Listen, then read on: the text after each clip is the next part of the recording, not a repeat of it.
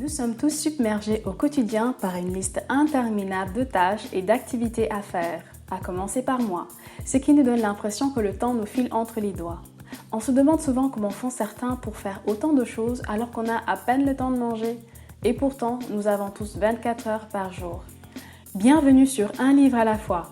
Ici, nous explorons des concepts utiles, des conseils et astuces pratiques découverts au fil de nos lectures pour vous aider à mieux gérer vos business, vos finances et être plus productif.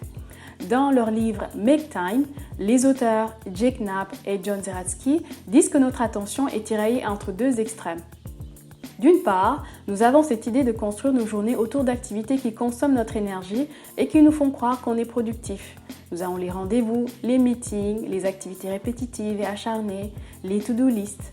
Et d'autre part, nous avons cette infinité d'applications technologiques qui mobilisent notre attention et nous donnent un faux semblant de soulagement, alors qu'au contraire, il ne faut qu'augmenter notre niveau de distraction.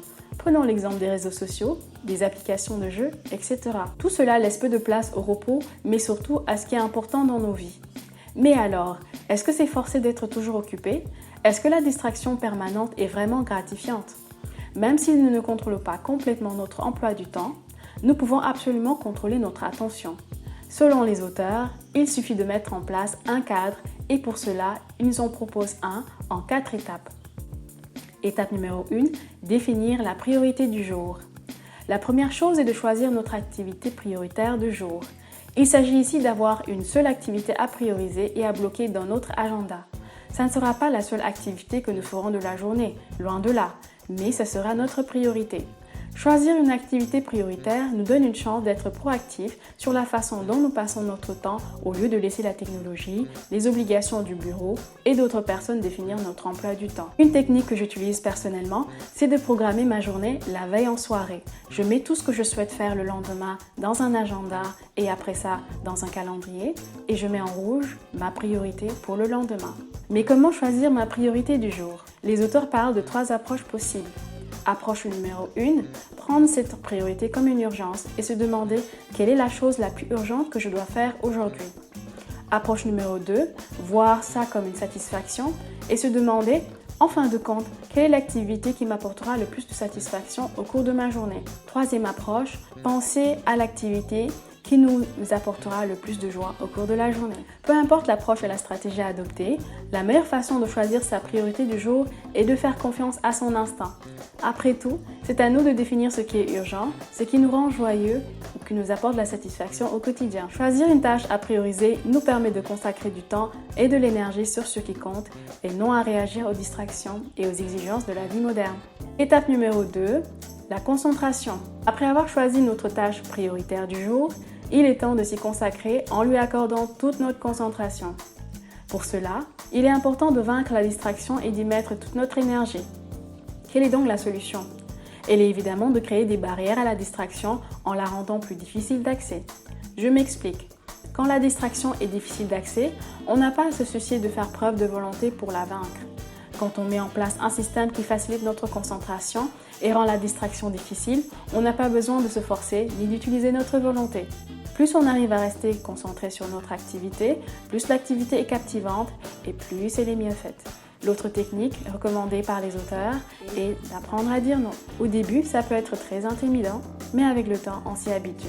Étape numéro 3, prendre soin de soi. Bon, on a réussi à se concentrer, à bien progresser dans son activité du jour, mais ce n'est pas suffisant. Le corps n'est pas une machine et on a besoin de recharger ses batteries, d'où l'idée de se reposer. On se force souvent à continuer à travailler sur un projet ou même à regarder la fin d'un film car on ne veut rien rater et on se dit qu'on n'aura pas le temps après. Résultat des courses, la fatigue et la lassitude s'installent et pour se donner bonne conscience, en se disant qu'on prend une pause histoire de se détendre, on surfe sur les réseaux sociaux et le temps passe extrêmement vite. Arriver à fixer ses priorités et se concentrer est une excellente chose, mais garder son énergie est encore plus importante. Pour les auteurs, c'est très simple. Si on a de l'énergie, il est plus facile de maintenir notre concentration et nos priorités, mais aussi d'éviter de réagir aux distractions et aux demandes. Si nous voulons garder la forme et rester performants, c'est important de prendre soin de notre corps, bien manger, faire du sport, prendre des pauses, de vraies pauses, sans aller forcément regarder son téléphone et être sur les réseaux sociaux, et bien entendu, dormir suffisamment.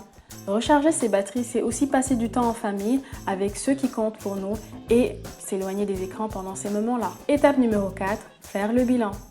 C'est toujours important de faire son auto-évaluation, histoire de voir ce qui marche et qui ne marche pas. Quand on essaie des astuces ou des techniques recommandées, c'est bon de s'ajuster et d'améliorer le système que l'on veut mettre en place et qui est aligné avec nos réalités. Du coup, il est important de prendre des notes pour suivre honnêtement notre évolution. Si ça ne marche pas au début, inutile d'être dur avec soi-même. Tout est question d'expérimenter et de trouver le juste milieu. Et au fur et à mesure, faire le bilan de notre journée va devenir une habitude permanente. En conclusion, de petits changements peuvent nous permettre d'avoir plus de contrôle sur notre temps. Si on réduit quelques distractions, qu'on augmente un peu notre énergie physique et mentale et qu'on concentre notre attention sur ce qui est important, une journée banale peut devenir extraordinaire. Cela ne nécessite pas de vider complètement son calendrier, mais juste quelques minutes d'attention sur quelque chose de spécial. L'objectif est de prendre du temps pour ce qui compte vraiment, de trouver plus d'équilibre et de profiter un peu plus de la journée. Il est important de trouver un moyen d'établir notre propre système et de prendre l'habitude d'expérimenter et d'essayer de nouvelles choses.